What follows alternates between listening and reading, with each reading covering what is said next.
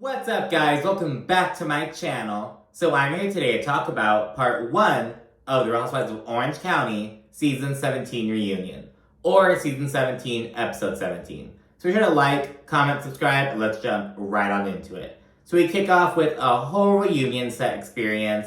There's a soundstage with a continual loop of the beach and the ocean, all that good stuff. Andy said it was always his dream to host a reunion on the beach, which is never really possible because of the timing of it. You have to consider the weather. Reunions go on for hours and hours and hours, so just not really feasible. So we get to kind of scratch that itch this way. But I hope this isn't the new norm, to be honest, because I like the creativity and the intricacy that goes into the reunion sets, you know what I mean? And this is just a nature scene. It's breathtaking as fuck, but it's a nature scene, you get what I'm saying? So I hope this isn't the new norm and that there's continues to be these intricate reunion sets. I'm sure that'll be the case, because if for Atlanta, if you want to keep doing the soundstage shit, it's okay, is it gonna be about to fucking trees, you know what I mean? The forest shit, I don't know, you know what I mean? So I get how it works for Orange County, but nonetheless, the women then come out. If you want to see my thoughts on their dresses, just check out my reunion looks video.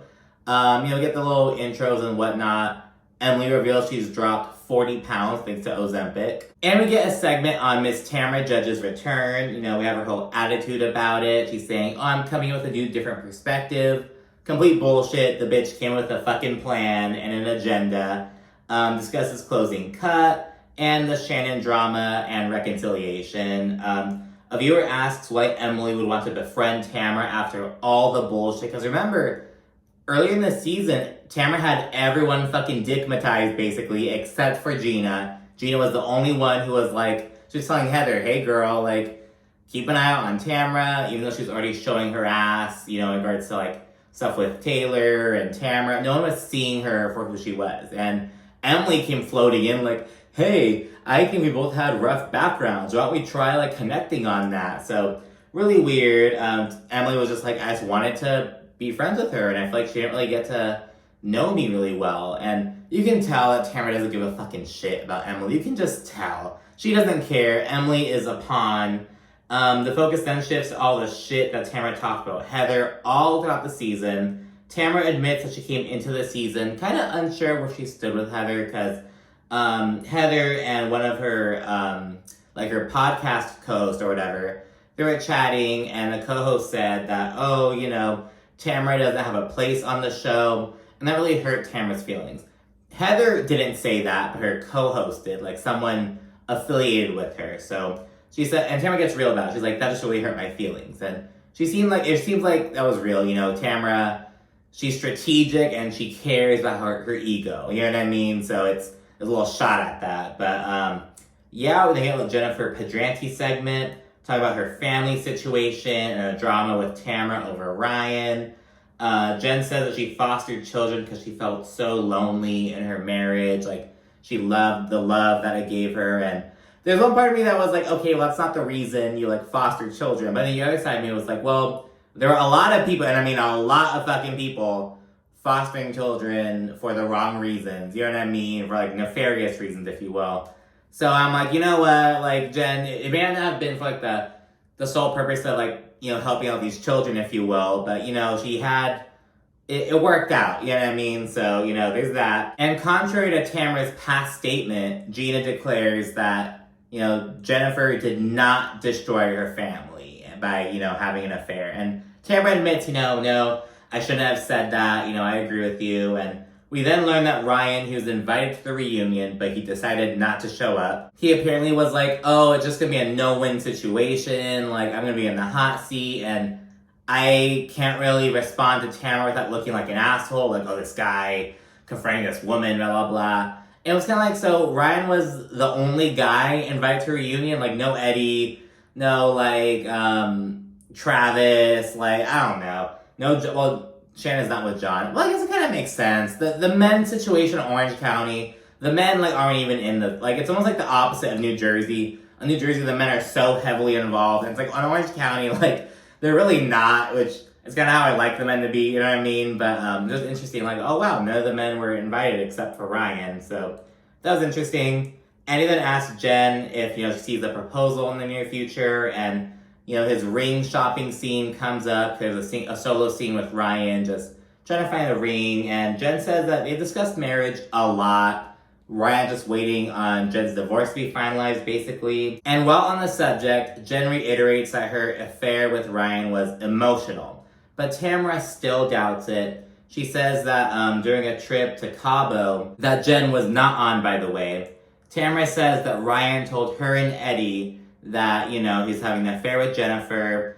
And, she said that things flipped for her when she found out that Ryan was cheating on Jen. So Tamara's like, I was all for it at first. I don't really give a shit about the cheating thing. But once I found out that he wasn't a good partner, that's when things changed for me.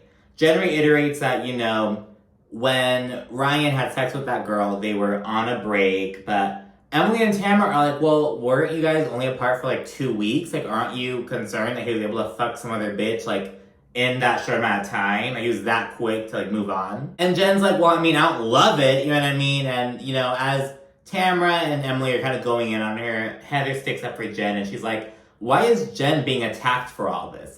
Why is she the one in the hot seat? And it's like, well, because she's the one on the show. She's the one, she's the representative of the relationship on the show, you know what I mean? But nonetheless, Jen says this is none of Tamara's business, and she brings up that Tamara brought her on as her friend. Though Tamara denies this. She's like, oh, I didn't bring you on as my friend. We weren't talking, blah, blah, blah. Jen says, though, that she was Tamara's fucking friend, and that Tamara's a piece of shit. Tamara then calls Jen a cheater, and Jen's like, you're a cheater too, Tamara. And Tamara's like, I've been married to my husband for 13 years. Where am I cheating, bitch? But Jen's like, oh no, with your last marriage. Because you were with Simon when you met Eddie. And this got the people chatting on Twitter. This photo recirculated. This past interview that Simon gave also recirculated, where he was like, oh, basically that he saw Tamara and Eddie out and about and was like, are you fucking my wife? I think that they were already kind of separated at that point, but not legally divorced.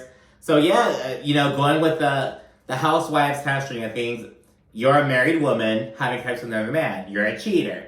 Even though in the real world we know, hey, you can very much be separated and still legally married. You can be, hell, I know people who have been separated for years and years and years, but they're still legally together for whatever reason. I think it's kind of dumb, to be honest, but it's the tradition aspect. Well, you know what I mean? That's usually why it is. It's the traditional aspect. We pledge to be together forever, so we're going to do that even though we're not, you know what I mean? So I'm not sure. I think that's the aspect of it, but nonetheless, Tamara goes on to say that she doesn't care about the cheating aspect, but she's upset because Ryan's a piece of shit. And Jen's like, well, then stop calling me a cheater. But Tamara's like, well, stop calling me names then. This big old thing. But Jen doesn't back down. She's like, I said you're a shitty friend, and you are a shitty friend. So, period. Tamara then mentions Ryan's text messages to the other girl. Like, oh, my limpy misses you. Let's go fuck, blah, blah, blah. She then provides printed copies for Andy showing his back and forth with the woman. Not gonna lie, the evidence is very damning. It's Ryan texting another woman, oh, if you were here, I'd have sex with you, shit like that. But Jen says she's seen them, and she's basically we're moving past that. And, she's like, we worked it out, basically. Andy then asks for Shannon's opinion on the matter. Because remember, she fought hard for her last marriage when things were going downhill and whatnot, looked over these past mistakes. And Shannon acts all empathetic, oh, I was asking Tamara, stop it, stop. I know how much it hurts to have your relationship be scrutinized and picked apart in the spotlight, just trying to be super empathetic. But Tamara and Emily bring up how she was previously saying, ooh, let's dig up dirt on the relationship. And Shannon denies this, but they're both like, oh, you said that? Gina agrees, no, she did say that. We've already seen that Shannon's gonna get drunk and say shit and not remember it. So, yeah, and Emily goes in on Shannon. She's like, you're trying to act like the fucking hero. You're the only one who cares about Jennifer. You're so innocent, but you're not Shannon. So Emily really goes in on Shannon, lets her know what's up. However, Emily's not all on Jen's side, because she then accuses Jen of telling conflicting stories about Ryan's dick pic situation. Apparently, Jen had previously mentioned that she was on a plane when that happened. Then she said they were on vacation. And it's like, well, she could be like on a plane going on vacation, but apparently there's another instance where she said she was like laying in bed, or I don't fucking know. I'm like, well, I mean, like, maybe she was on a plane on her way to vacation and she was laying in a bed. She was like in first class, like one of those fucking bougie ass, like that, like the fucking NBA stars. Like, I don't fucking know, girl. Tamara then asks, who sends dick pics on Snapchat at 47 years old? And I'm inclined to agree with her sentiment, but it's like, well, Tamara, you're fucking on here showing your titties like fucking crazy. Later on, we hear that out of the 13 seasons she's been on, she's shown her boobs during 7 of them, because those are the seasons that she like wasn't married to Simon. And Tamara's 56 years old. So the girl who goes down a slip and slide topless at 56 years old. God, how old was she when she had that cringy, infamous scene with Eddie Judge in the bathtub? How old was she with that? Tamara, bathtub scene, year. What year was that? Looks like that was in 2012, so about 9 years ago. So about 47. I was like, okay, girl, like, I think you're the last one to talk shit about, you know what I mean? Right message, wrong sender. Let me just put it like that. Tamara then says that she doesn't like that Ryan cheated, and Emily says that she thinks that Ryan just isn't good enough for Jen, and Jen's response is like, all right, Emily, you know, it's as if I told you, like, oh, you know, I think you're a great person, you're a great mother, I think you put a lot of effort into your marriage, and you're just a great person all around. But, you know, I just don't really like Shane. I just think you can do better than Shane. Kind of like putting it in that perspective, and, you know, Emily reiterates she just doesn't think Ryan's a good guy, he has integrity. But Shannon's hopeful, she gets emotional, and she's like, this may just be naive, Shannon, but I believe in love. Like, I see how you light up when he talks to you, blah, blah, blah. Jen says that she's more loved and more prioritized than ever, and if she ends up eating a shit sandwich, then so be it. And that's the overall thing.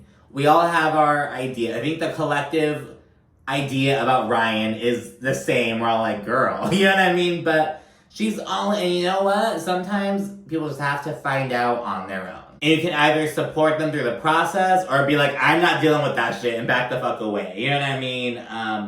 Andy then asks where Tamara and Jen stand, and Tamara apologizes at that point, and she says she was upset over Jen protecting Ryan and making Tamara look like a liar. And it's similar to the Candy situation on Atlanta. It's like, you're more worried about like, oh, I don't want to be seen as a liar than being a good friend. Because if Tamara is made out to look like a liar, it's because she's trashing Ryan, and Jen's like, well, you know, we're moving past it. Like, you're the one making yourself look like a liar, Tamara. Like, if you're a good friend from the beginning, you wouldn't have to worry about this shit. You know what I mean? And same thing with Candy. Like, oh, you know, Drew's acting like she didn't hook up with LaToya. That's a lie. And it's like, is it like, what? What's the point? You know what I mean? It's like, being a good friend and like having their back is more important than like, oh, I'm just gonna be a real ass bitch and tell all the, like, be there for your friend and tell them what's up in fucking private, but support them. You know what I mean? It's like, damn. Jen says they're just gonna have to agree to disagree. Tamara claims that Jen's an amazing person and deserves happiness, yada, yada, yada. Taylor Armstrong then enters. Heather whispers to Gina that Taylor's been shitting on her all over the blogs and everything. And then we have a Heather segment. It's focused on the twins going away to college, her reviving her acting career, her beef with Taylor, her selling her home, and not telling anyone about it. Andy asks Heather about Terry's stroke as well. This is something that happened in between filming and the reunion. Apparently she was out with Terry and her son Nikki, and he had a very small stroke. She says it was about the size of a period at the end of a sentence or something. Terry was really like irate about it, and she knew that was like people who had those episodes go into that kind of mindset. Because he's also a doctor, he was like, I'm not going to the hospital, nothing's wrong with me. He was like telling the ambulance people what's up. Like, he was like refusing to do that shit. So Heather's kind of navigating that. He wanted to go into the hospital, and he was like, wow, I had a stroke. And Heather was like, yeah, I know, fucker. So yeah, she was like, listen to your wife. Listen to your wife. And listen to your body, you know what I mean? But, you know, whatnot. At that point, Andy really zeroes in on the situation between Taylor and Heather before he notes that Tamara is the one who actually said that Heather hasn't worked since the 1900s. Because Heather's really upset with Taylor about that, even though Taylor wasn't the one who said it. She laughed at it though. Heather gives Tamara an analogy to kind of let her know how her comment came off. She was like, it's like after your gym closed after 10 years. I wasn't like, well, it's just one gym. It's no fucking Equinox. It's no like big old chain empire that's been around for decades and decades. So, boo-hoo. So kind of just show Tamara how it came off, but it just doesn't click. Tamara's like, well, I'm secure enough to know it's not a big deal. And it's like, okay, Tamara, whatever.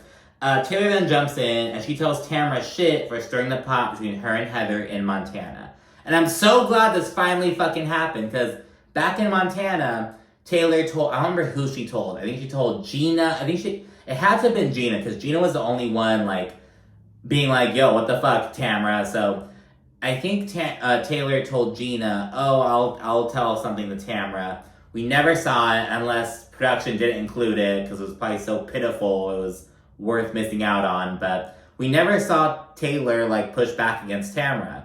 Ever, all the season. So we're finally seeing that. Too little, too late, though. But it's good to finally see, but it's just too little, too late is really how it sums up. Taylor also sets the record straight over Heather's anti-female comment. She's like, don't you dare ever call me anti-female. I have raised millions for domestic violence shelters to support women and children. Like, that is bullshit. Just really pushing back. And part of me was like, all right, Taylor, let the hoe know. You know what I mean? But it was also like, okay, well, two things can be true at the same time. You know what I mean? Like, donating to these, shelters and raising funds doesn't automatically mean you don't hold that sentiment. You know what I mean? Like, you could donate to all these, like, charities as you want, but you could still, like, be a bad person. I'm not saying Taylor is, but it's like that these things don't, like, negate each other. You know what I mean? Hell, there are plenty of bad people who, like, fund some of these charities supporting the people that they don't like. You know what I mean? It's like, they don't have that pure sentiment. So, I get where Taylor's coming from, but that doesn't absolve. Like, it's like, oh, how could this person not like Asian people? They're married to an Asian. Like, that, just because they're fucking an Asian woman doesn't mean they don't harbor, like, negative sentiments about the wider Asian community. You know what I mean? Like, an example like that. In any scenario, same shit with but it's just like that. I don't know. I'm just kind of rambling at this point. So yeah, I was kind of like, all right, Taylor, let her fucking know, set the record straight, but it's also like, I mean, you could still be anti-female and be supporting these things, like, about your sentiment. And again, I'm not saying that Taylor is, I'm just kind of pointing that out, just, for the sake of pointing it out. After Heather tells Taylor to not shit on another woman's career, Tamara points out that while they're leaving Montana at the airport, Heather coincidentally ran into, like, an ex-producer she used to work for during, like, her late 90s acting days. And she was like, oh, like, get me the fuck out of here. And Heather's like, I did say that, but it wasn't, like, shitting on you guys or this platform. I was just, like, really annoyed with you guys. You know what I mean? Like, I was just frustrated because coming off the heels of all the Montana beef. Heather says that she's super grateful for the platform. She came back after all. Then, while on the subject of not supporting women and whatnot, Emily brings up Heather not defending her against Tamara saying that she's not a real lawyer. Which she didn't even say, by the way. Tamara said that she's not a practicing attorney. Which is true. So yeah, and Emily gets emotional about it. And she's like, oh, I've worked really hard. And it's just not good to, like, disregard my account. She gets really emotional about it. I'm like, okay, Emily, I get it. Then segue to talking about Heather not sharing the house news. And it's like, look, at the end of the fucking day, there is an NDA. You know what I mean? It's like, and you can't trust any of these bitches. If she would have told Gina, Gina would have told Emily would have told, not Heather, she would have told Tamara and whoever the fuck else Tamara was with, maybe Shannon. You know what I mean? It would have spread like wildfire. So yeah, I don't really care about that. Emily thinks that Heather's easily offended, yada, yada, yada. There's that little horny oranges segment focusing on boobs, Taylor's antics, all this penis talk, well, whatever. We then learn that Tamara's shown her boobs in 7 out of 13 seasons, and everyone was like, oh, I'm sure she's shown her boobs on all of them, blah, blah, blah, but no. Tamara was totally different. Not totally different. She's still fucking a little terror. But she wasn't, like, as open sexuality or as wild, because Simon was very, like, more reserved, you know what I mean? A little more conservative. Taylor then exits, and we move into the Shannon and Gina segment with the big old disclaimer about Shannon's DUI.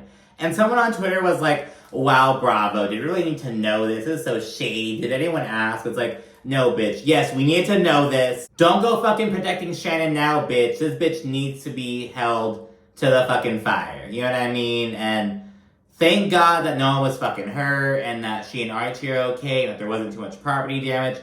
All that good stuff. Shannon needed to get her DUI. Shannon has never been held accountable in her fucking life. She just played the fucking victim, just curled in a ball, laid down, and just fucking cried as shit, passed over. She needs to be held to the fucking fire. And I mean that. It's like the same shit when, like, you know, this teenager is just going fucking crazy, finally, like, wow, like, gets their fucking, like, reality check. It's like that same kind of sentiment, bitch. You need this fucking moment. Anyways, we get a Gina segment, her real estate stuff, her initial conflict with Jennifer, like how early in the season, you know, she was like, Jennifer was kind of triggering her, whatnot. And of course, her situation with Shannon and Beador. And Gina opens up about how, you know, by not drinking anymore, she really has to, like, feel her emotions and, like, really deal and cope with these things that she didn't deal with before. She also discusses her belief that the infidelity she experienced in her past marriage stuck with her more than the domestic violence incident, because to her, it's like the infidelity was a more long-running, continual thing. Whereas she says the domestic violence incident was like a one-off thing, and that was not Matt that night. She's like, that was not the man I married. That was not him. So kind of explain her rationale behind that. A viewer then asked Heather about her advice to Gina in Montana, like, oh, you shouldn't, like, Travis isn't your therapist. You can't be talking to him about these issues. And she explains her rationale. She's like, I haven't had a boyfriend in 30 years. You know what I mean? She's like, back in my day, it's like, oh, you don't talk about your ex with your current guy or else he's gonna think you're not into him. And Emily explains, you know, like, it's different with, you know, blended families. Like, I talk to Shane about his ex all the time. Like, you know what I mean? Like, and that's true. You know what I mean? Like, for it to be a working unit, you know, you can't, like, be all petty, like, oh, it's your ex. Like, that's the mother of their child. That's the father of their children. You know what I mean? You have to kind of have that vibe. So, that happens, and she explains, you know, it wasn't anything against Travis or your relationship. I was just trying to give my advice. And it's outdated advice, I'll give it that. But, so she acknowledges that. They discuss skirt gate at that point. I think with Gina and Shannon wearing the same skirt on Watch Happens Live, and it turned into, like, this little, it started like a, like, who wore it better, like, bitch stole my look kind of thing. Gina kind of threw a little shade online, and then Shannon fucking clapped back, let the barrel loose and all that shit, basically. So yeah, kind of put that to rest. Annie then points out that despite Shannon pledging to never mention how she helped Gina out with her DUI, because she said that last season at the reunion, that she would never bring it up again. He's like, but you still brought it up again. And, you know, Shannon's like, oh, I didn't even remember that I did that. Because, again, she was drinking and fucking being forgetful. And yeah, Tamara then asked why Shannon got so mad at Jennifer for telling Gina about it when it happened on camera. And Shannon's like, well, you know, I felt like Jen was stirring the pot, and I think she's still stirring the pot, blah, blah. She accuses her of that. And Gina points out that despite the footage airing and everything, Shannon has failed to apologize for the CPS comment. However, Shannon's like, I did apologize at the pumpkin patch. It was established that I said that and it was wrong. I'm like, it was not established that you said that. You were denying it. At the fucking pumpkin patch, you were saying, I never said that, Jen. God, don't, like, make up these lies and stir the pot. How was it settled at the pumpkin patch? You were denying it there. Like, Shannon is so full of shit. She then clears up what she allegedly meant. She's like, oh, I wasn't saying that your children would go into CPS's care and custody. I said that if you would have been arrested and there were no other adults around, they would have taken the children to, like, the CPS office or whatever. So, like, saying that shit, and it's like, okay, girl. And then, you know, she says she was upset with Gina because, according to Heather, Gina was trashing her relationship. So basically, if Heather wouldn't have told me that, I wouldn't have even made that comment. Shannon takes no accountability. How old is Shannon Beador? Hold on. Shannon Beador is 59 years old and does not take any accountability. She does not know how to fucking do it, and it's pathetic to watch. And at that point, Shannon's like, Gina, I don't like you. And we don't get along because you don't know anything about me. You know nothing about me, and you just talk about me, blah, blah, blah. Gina then asks Shannon what her kids' names are. And Shannon gets 1 for 3. She's like, Sienna, and, well, now I'm blanking. And I swear I did not even look this up. I, just knew this as an active viewer. I was like, Sienna, Luca, and it took me a little second to remember. I was like, oh, Nicholas. It was just so dumb because my name's Nick. I don't know why I forgot Nicholas. I almost forgot Nicholas. But yeah, that's I remember Gina's kids' names. I don't even know the bitch. I just watch her. I just watch the show. So it's it's so pathetic. Gina's like, you've known me for this many years. You don't even know my children's names. And you have the balls to say all this bad shit about me and my family. All this shit. So yeah, she tears into Shannon. She starts raising her voice and yelling. And Shannon's like, keep yelling, Gina. And I was like, I'm sure you've heard that your entire life, Shannon. Keep yelling, Shannon. Keep freaking out, Shannon. Keep being dramatic, Shannon. Keep crying, Shannon. I'm sure you've heard that your entire fucking life. You neurotic ass bitch. Now you're here trying to weaponize that same sentiment against Gina because she's holding your ass accountable, so that's pathetic. We then get a substance abuse disclaimer on the fucking screen for going to commercial, if you or anyone you know is struggling with alcohol or substance abuse. And I'm like, yeah, Shannon, and that bitch is going to rehab or saw something about that, so good for her, she fucking needs it. Gina called her out on the show. Shannon just continues to flop and fail at being a decent person and taking accountability, to be honest. Gina continues ripping into her. Shannon claims that she was horrified by the footage, but she neglected to text Gina. She was so horrified by the footage that she neglected to take accountability for it. Gina says that Shannon had the chance to be a nice person, but failed. And Shannon says that she can list hella nice things she's done for Gina.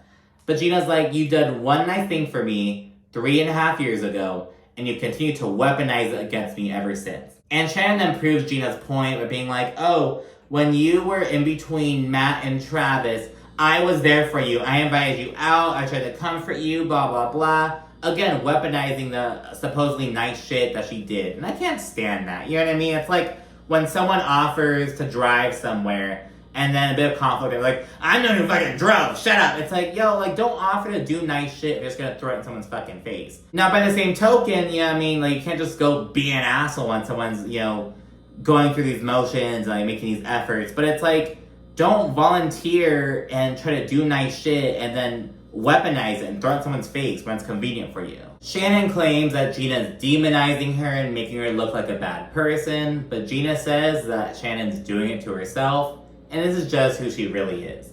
Andy then points out how, while Shannon's here crying about people discussing her own relationship, she's here saying that Travis has a small dick on camera. Shannon then says that she was upset with Gina when she said it, and she heard it 3 years ago or whatever. And, Gina's like, you chucked me and my family under the bus rather than approaching me and saying why you're upset with me. Emily then attempts to talk some sense into Shannon over her CPS comment. She's like, that is the worst thing you can say to a woman with children.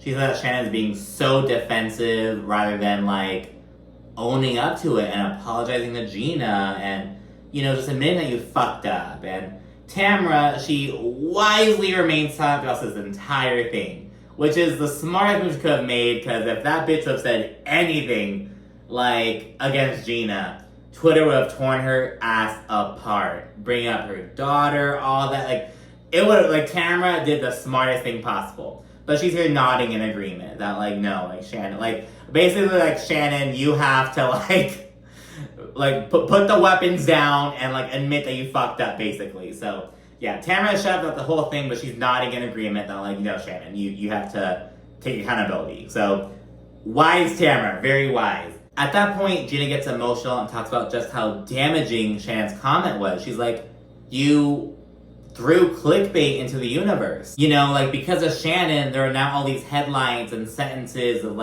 Gina, kids, CPS, custody, that is damaging. And damn well, if Kelly Dodd had said something about Shannon's kids going to CPS, oh honey, can you imagine Shannon would have had to go into a fucking institution. She would have fucking lost it.